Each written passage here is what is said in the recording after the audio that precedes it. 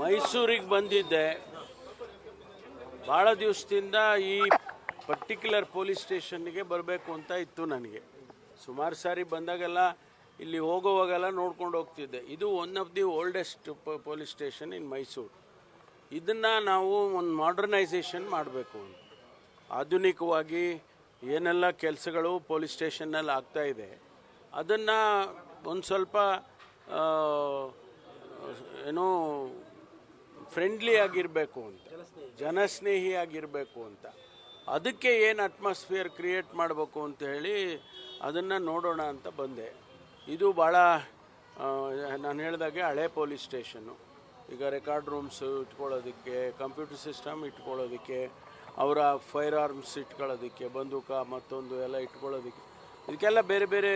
ಈಗ ನಾವೇನು ಹೊಸದಾಗಿ ಪೊಲೀಸ್ ಸ್ಟೇಷನ್ಗಳು ಕಟ್ತಾ ಇದ್ದೀವಿ ಥ್ರೂಔಟ್ ದಿ ಸ್ಟೇಟ್, ಅದು ಮೈಸೂರಲ್ಲೂ ಕೂಡ ಆ ರೀತಿ ಆಗಬೇಕು, ನೆಟ್ವರ್ಕಿಂಗ್ ಆಗಬೇಕು. ಅದನ್ನೆಲ್ಲ ನಾನು ನೋಡೋದಕ್ಕೋಸ್ಕರ ಬಂದಿದ್ದೆ. ಕೆಲವು ನ್ಯೂನತೆಗಳಿದ್ದಾವೆ, ಅದನ್ನು ಸರಿಪಡಿಸ್ಕೊಳ್ಳಿ ಅಂತ ಹೇಳಿ ಕೂಡ ಹೇಳಿದ್ದೇನೆ. ಈಗ ಇವತ್ತು ಬೆಳಿಗ್ಗೆ ಒಂದು 4-5 ಜನ ಬಂದಿದ್ದಾರೆ ಪೊಲೀಸ್ ಸ್ಟೇಷನ್ಗೆ. ಇಲ್ಲಿವರೆಗೆ ಬಂದು ಕೆಲವರು ಕಂಪ್ಲೇಂಟ್ಗಳು ಕೊಡೋಕ್ಕೆ ಬಂದಿದ್ದಾರೆ. ಅವರಿಗೆಲ್ಲ ಮಾತಾಡಿದೆ ನಾನು. ಪೊಲೀಸ್ ಸ್ಟೇಷನ್ಗೆ ಬಂದಿದ್ರಿ ನೀವು, ಒಂದಿಬ್ಬರು ಆನ್ಲೈನ್ ಫ್ರಾಡ್ ಆಗಿರೋರನ್ನ ಮಾತಾಡಿಸಿದೆ ನಾನು ಫೋನಲ್ಲಿ. ಕಂಪ್ಲೇಂಟ್ ಕೊಟ್ಟಿದ್ದಾರೆ. ಅವರು ದಸರಾ ಟೈಮ್ನಲ್ಲಿ ಆಗಿದೆ ಅವ್ರಿಗೆ. ಅವರು ದಸರಾ ಟೈಮ್ನಲ್ಲಿ ಎಲ್ಲ ಪೊಲೀಸ್ ಸ್ಟೇಷನಲ್ಲೂ ಎಲ್ಲರೂ ಬ್ಯುಸಿ ಇದ್ದರು. ಇಮಿಡಿಯೇಟಾಗಿ ನಾವು ಕೊಡೋದಕ್ಕಾಗಲಿಲ್ಲ, ಈಗ ಕೊಟ್ಟಿದ್ದೀವಿ ಅಂತ ಇವರೇ ಕಂಪ್ಲೇಂಟ್ ಅವಾಗ ಕೊಟ್ಟಿದ್ದಾರೆ. ಇವರೇ ಅವ್ರನ್ನ ಅಡ್ರೆಸ್ಸನ್ನು ಹುಡುಕಿ, ಯಾಕೆಂದರೆ ನಮ್ಮಲ್ಲಿ 1930 ಕೊಟ್ಟ ತಕ್ಷಣ ಅದು ಅವ್ರ ಅಕೌಂಟ್ ಸೀಸ್ ಆಗಿಬಿಡುತ್ತೆ. ಅದರಿಂದ ಅದನ್ನು ಫಾಲೋ ಅಪ್ ಸ್ಟಡಿ ಅಂತ ಫಾಲೋ ಅಪ್ ಮಾಡಿ ಕರ್ಸ್ಕೊಂಡಿದ್ರು ಇವತ್ತು ಅವರು. ಅದನ್ನೆಲ್ಲ ಇವತ್ತು ಗಮನಿಸಿದ್ದೇನೆ. ಮುಂದೆ ಏನು ಮಾಡಬೇಕು ಅನ್ನೋದ್ರ ಬಗ್ಗೆ ಇವತ್ತು ನಾನು ಕಮಿಷನರ್ ಆಫೀಸಲ್ಲಿ ಕೂಡ ಎಲ್ಲ ನಾನು ರಿವ್ಯೂ ಮಾಡ್ಕೊಂಡಿದ್ದೇನೆ. ಹೆಚ್ಚಿನ ಅಂಶ ಸೈಬರ್ ಕ್ರೈಮೇ ಆಗ್ತಾಯಿದೆ. ಮೈಸೂರಲ್ಲೂ ಆಗ್ತಾಯಿದೆ, ಇಡೀ ರಾಜ್ಯ ಇಡೀ ದೇಶದಲ್ಲಿ ಆಗ್ತಾಯಿದೆ. ಈಗ ನಮ್ಮ ಸ್ನೇಹಿತರು ಹೇಳಿದ್ರು ಡಿಜಿಟಲ್ ಅರೆಸ್ಟು ಅದೆಲ್ಲ ಅಂತೇಳಿ. ಈಗ ಈ ವರ್ಷಕ್ಕೆ ಸುಮಾರು 30 ಕೋಟಿ ರೂಪಾಯಿಯಷ್ಟು ಆಗಿದೆ. ಆನ್ಲೈನ್ ಫ್ರಾಡು ಅಥವಾ ಡಿಜಿಟಲ್ ಅರೆಸ್ಟು ಇವೆಲ್ಲ ಸೇರಿ ಸೈಬರ್ ರಿಲೇಟೆಡ್ ಅಫೆನ್ಸಸ್ಸು 30 ಕೋಟಿ ಆಗಿದೆ. ಇಲ್ಲಿ ಮೈಸೂರಲ್ಲಿ. ಆಮೇಲೆ ಲಾಸ್ಟ್ ಇಯರು 40 ಕೋಟಿ ಆಗಿದೆ. ಇವತ್ತು ಸ್ವಲ್ಪ ಕಡಿಮೆ ಆಗಿದೆ. ಬಟ್ ಇದು ಯಾವ ರೀತಿ ಅದನ್ನು ಪ್ರಿವೆಂಟ್ ಮಾಡಿ, ನಾವು ರಿಕವರಿ ಮಾಡಿರೋದು ಬರೀ ಒಂದು 4-5 ಕೋಟಿ ರಿಕವರಿ ಮಾಡಿದ್ದಾರೆ. ಬಟ್ ಈಗ 30 ಕೋಟಿನಲ್ಲಿ 4-5 ಕೋಟಿ ರಿಕವರಿ ಆದರೆ 25 ಕೋಟಿ ಹೋಯ್ತಲ್ಲ. ಆ ರೀತಿ ಆಗದೇ ಇರೋದಕ್ಕೆ ಯಾವ ಥರ ಮಾಡಬೇಕು ಅಂಥೇಳಿ ಕೆಲವೆಲ್ಲ ನಾವು ತಯಾರಿನೂ ಮಾಡಬೇಕಾಗತ್ತೆ. ಭಾಳ ಇಡೀ ದೇಶದಲ್ಲಿ, ಇಡೀ ಪ್ರಪಂಚದಲ್ಲೇ ತಮಗೂ ಗೊತ್ತಿರ್ಬೋದು, ಬೆಂಗಳೂರಲ್ಲಿ ಕೂತ್ಕೊಂಡು ನ್ಯೂಯಾರ್ಕಲ್ಲಿ, ಅಮೆರಿಕಾದಲ್ಲಿ ಡಿಜಿಟಲ್ ಅರೆಸ್ಟ್ ಮಾಡಿದರು ಅಂತೇಳಿ ಮಾಹಿತಿ ಬಂತು. ಅವ್ರನ್ನೆಲ್ಲ ಅರೆಸ್ಟ್ ಮಾಡಿದ್ವಿ ನಾವು. ಆ ರೀತಿ ಇದನ್ನು ಸೈಬರ್ ಕ್ರೈಮಿನ ಬಗ್ಗೆ ಹೆಚ್ಚು ಟ್ರೈನಿಂಗ್ ಕೊಡಬೇಕು, ನಾವು ಮಾನಿಟ್ರ್ ಮಾಡಬೇಕು. ಮತ್ತು ಇಮಿಡಿಯೇಟ್ 24 ಅವರ್ಸ್ ಒಳಗಡೆ ಇವ್ರು ಬಂದು ಕಂಪ್ಲೇಂಟ್ ಕೊಟ್ಟರೆ, ಗೋಲ್ಡನ್ ಪೀರಿಯಡ್ ಅಂತ ಒಂದು ಹೇಳ್ತಾರೆ ಅವರು, ಅಷ್ಟರೊಳಗಡೆ ಅವ್ರ ಅಕೌಂಟ್ಸ್ ಫ್ರೀಸ್ ಮಾಡಿ ಅವ್ರನ್ನ ಮಾನಿಟ್ರ್ ಮಾಡೋದಕ್ಕೆ ಸರಿಯಾಗ್ತದೆ ಅಂತ ಹೇಳಿ ಅದನ್ನೆಲ್ಲ ನೋಡೋಣ ಅಂತ ಬಂದಿದ್ದೆ.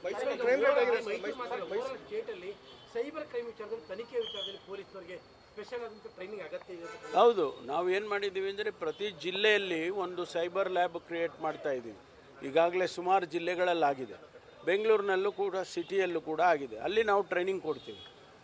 ನನ್ನ ಉದ್ದೇಶ ಇರ್ತಕ್ಕಂಥದ್ದು ಪ್ರತಿಯೊಬ್ಬ ಕಾನ್ಸ್ಟೇಬಲ್ಲು ಅಲ್ಲಿಂದ ಹಿಡಿದು ನಮ್ಮ ಸೀನಿಯರ್ ಆಫೀಸರ್ವರೆಗೂ ಸೈಬರ್ ಕ್ರೈಮಿನ ಬಗ್ಗೆ ಅವರಿಗೆ ಮಾಹಿತಿ ಇರಬೇಕು ಮತ್ತು ಟ್ರೈನಿಂಗ್ ಇರಬೇಕು. ಅವರು ಕಂಪ್ಯೂಟರ್ ಹ್ಯಾಂಡಲ್ ಮಾಡೋಂಗಿರಬೇಕು, ಅವರಿಗೆ ಎಲ್ಲ ರೀತಿಯ ಸೈಬರ್ ಇದಕ್ಕೆ ಆ್ಯಕ್ಸೆಸ್ ಇರೋ ರೀತಿಯಲ್ಲಿ ಟ್ರೈನಿಂಗ್ ಕೊಡಬೇಕು ಅಂತ ಮಾಡ್ತಾಯಿದ್ದೀವಿ.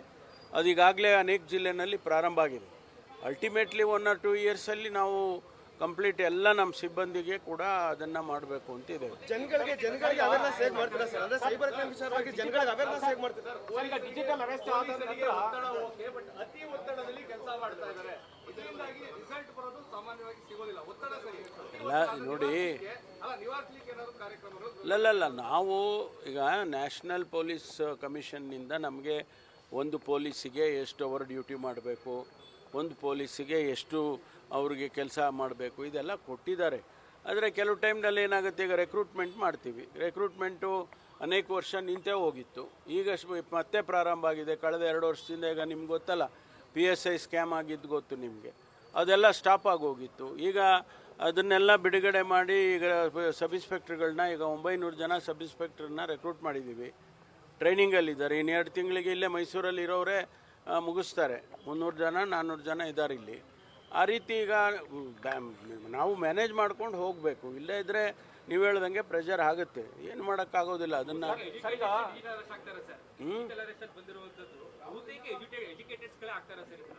ಅದೇ ಅವ್ರಿಗೆ ಅವೇರ್ನೆಸ್ಸು ಕೂಡ ನಾವು ಕ್ರಿಯೇಟ್ ಮಾಡ್ತಾ ಇದ್ವಿ. ಈಗ ನಮ್ಮ ಇಲ್ಲಿ ಮೈಸೂರು ಕಮಿಷನರೇಟಲ್ಲಿ ಭಾಳ ಚೆನ್ನಾಗಿ ಅವೇರ್ನೆಸ್ ಕ್ರಿಯೇಟ್ ಮಾಡೋದಕ್ಕೆ ಪ್ರೋಗ್ರಾಮ್ಗಳು ಮಾಡ್ತಾ ಇದ್ದಾರೆ. ಎಜುಕೇಟೆಡ್ಸನ್ನೇ ಅವರಿಗೆಲ್ಲ ರಿಟೈರ್ಮೆಂಟು ದುಡ್ಡು ಎಲ್ಲ ಬಂದಿರುತ್ತಲ್ಲ, ಹಾಗಾಗಿ ದುಡ್ಡು ಈಸಿಯಾಗಿ ಸಿಗುತ್ತೆ ಅಂತಂತೇಳಿ ಅವ್ರನ್ನ ಟ್ರ್ಯಾಪ್ ಮಾಡೋಕ್ಕೆ ಮಾಡ್ತಾರೆ. ಭಾಳ ಜನ ಎಜುಕೇಟೆಡ್ಸನ್ನೇ ಸಿಕ್ಕಾಕ್ಕೊಳ್ತಾರೆ. ಬೆಂಗಳೂರಿನಲ್ಲಿ ಒಂದು ಇನ್ಸಿಡೆಂಟ್ ಆಯಿತು ಮೊನ್ನೆ. ಒಬ್ಬರು ಲೇಡಿ ಆಫ್ ಇವರು IT ಪ್ರೊಫೆಷ್ನಲ್ಲು 32 ಕೋಟಿ ಕೊಟ್ಟಿದ್ದಾರೆ. 32 ಕೋಟಿ ಅವರ ಅಕೌಂಟಿಂದ ಡ್ರಾ ಮಾಡ್ಕೊಂಡು ಒನ್ ಇಯರ್ ಮಾಡಿದ್ದಾರೆ. ಅವರು ಪಾಪ ಹೇಳ್ಕೊಳ್ಳೋಕ್ಕೆ ಆಗಿಲ್ಲ, ಅನೇಕ ಕಾರಣದಿಂದ ಅವ್ರು ಹೇಳ್ಕೊಂಡಿಲ್ಲ. ಅವರು ನಂಬರ್ 2ನೋ 3ನೋ ಇದ್ದಾರೆ ಆ ಕಂಪನಿನಲ್ಲಿ ಮ್ಯಾನೇಜ್ಮೆಂಟಲ್ಲಿ. ಅಷ್ಟು ದೊಡ್ಡ ಅಧಿಕಾರಿಯಾಗಿರೋರು IT ಪ್ರೊಫೆಷ್ನಲ್, ಬೇರೆಯವ್ರು ಯಾರೋ ಆದರೆ ಬೇರೆ ರೀತಿ. IT ಪ್ರೊಫೆಷನಲ್ಲೇ ಅಂತ ಇದಕ್ಕೆ ಸಿಕ್ಕಾಕೊಳ್ತಾರೆ ಅಂತಂದರೆ ಅದನ್ನು ನಾವು ಇನ್ನೂ ಹೆಚ್ಚು ಅವೇರ್ನೆಸ್ ಕ್ರಿಯೇಟ್ ಮಾಡಬೇಕು. ಅದೆಲ್ಲ ರಿವ್ಯೂ ಮಾಡ್ತೀವಿ ಈಗ ಅದೇ ನಾನು ಇದು ಕೂಡ ಈ ಪೊಲೀಸ್ ಸ್ಟೇಷನ್ನು ಕೂಡ ಬೇರೆ ಇನ್ನೊಂದು ಬಿಲ್ಡಿಂಗ್ ಕಟ್ಟೋದಕ್ಕೆ ಪ್ರಪೋಸಲ್ ಕೊಡಿ ಅಂತ ಹೇಳಿದ್ದೀನಿ. ಉದಯಗಿರಿ ಡಿವೈಡ್ ಆಗಿದೆ ಆಲ್ರೆಡಿ, ನಾನು ಅದನ್ನು ಡಿವೈಡ್ ಮಾಡಿ ಕೊಟ್ಟಿದ್ದೇನೆ. ಜಾಗ ನೋಡ್ತಾ ಇದ್ದಾರೆ. ಇನ್ನೊಂದು ವಾರ 15 ದಿವಸದಲ್ಲಿ ಸಪ್ರೇಟ್ ಸ್ಟೇಷನ್ ಮಾಡ್ತಾರೆ. ಡಿಜಿಟಲ್ ಅರೆಸ್ಟ್ ನಂತರ ಇಲಾಖೆಯ ವರ್ಗಾವಣೆ ವಿಚಾರವಾಗಿ ವಿಪಕ್ಷಗಳು ಆರೋಪ ಮಾಡಿದ್ರು. ಸಿಎಂ ಸಿದ್ದರಾಮಯ್ಯ ಅವರು ಹೇಳಿದ್ರು ಶಿಫಾರಸನ್ನ ತೆಗೆದುಕೊಂಡು ಬರಬೇಡಿ ಅಂತೇಳಿ. ನೋಡಿ, ವರ್ಗಾವಣೆ ಮಾಡ್ತಕ್ಕಂಥದ್ದು ಅದಕ್ಕೆ ನಾವು ಏನು ಮಾಡಿದ್ದೇವೆ ಅಂದರೆ ಪೊಲೀಸ್ ಇಲಾಖೆಯಲ್ಲಿ ಪೊಲೀಸ್ ಎಸ್ಟಾಬ್ಲಿಷ್ಮೆಂಟ್ ಬೋರ್ಡ್ ಅಂತ ಮಾಡಿದ್ದೀವಿ. ಅಲ್ಲಿ ರೆಕಮೆಂಡೇಷನ್ಸ್ ಬರಬಾರ್ದು.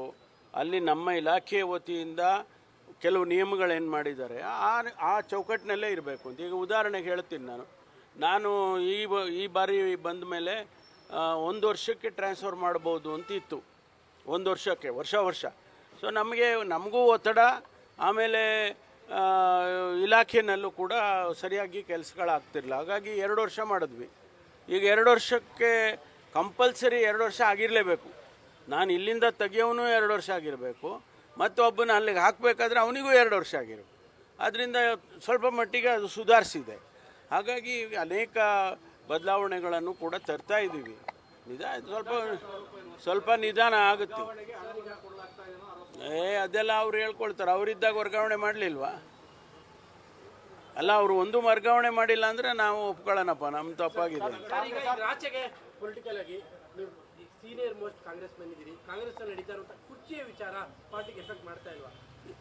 ಈಗ ಈ CMಗೆ ಸಂಬಂಧಪಟ್ಟಿದ್ದು, ರಾಜಕೀಯಕ್ಕೆ ಸಂಬಂಧಪಟ್ಟಿದ್ದು ಯಾವುದಕ್ಕೂ ನಾನು ಉತ್ತರ ಕೊಡಲ್ಲ, ಆಯ್ತಾ? ನೀವೇನು ಪ್ರಶ್ನೆ ಇದು ಬೇಡ, ಸುಮ್ಮನೆ ತುಂಬ ಜಾಸ್ತಿ ಆಗಿದೆ.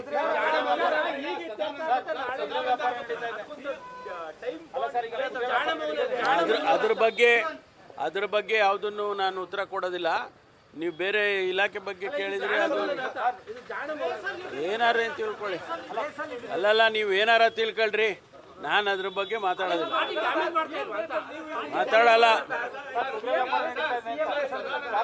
ನಾನು ಮಾತಾಡೋದಿಲ್ಲ. ನೋಡಿಯಪ್ಪ, ಕೇಳಿ, ಇದ್ರ ಬಗ್ಗೆ ನಾನೇನು ಮಾತಾಡೋದಿಲ್ಲ. ರಾಹುಲ್ ಗಾಂಧಿ ಭೇಟಿ ಮಾಡ್ತೀರಾ? ಬೆಳವಣಿಗೆಗಳ ಬಗ್ಗೆ ಚರ್ಚೆ ಮಾಡೋಣ. ನೋಡಿ, ಇದ್ರ ಬಗ್ಗೆ ನಾನೇನು ಮಾತಾಡೋದಿಲ್ಲ. ಈಗ ನೋಡಿ, ಭಾಳ ಜನ ಮಾತಾಡ್ತಾ ಇದ್ದಾರೆ ಅದ್ರ ಬಗ್ಗೆ, ಹಾಗಾಗಿ ನಾನೇನು ಮಾತಾಡೋದು ಬೇಡ. All right, thank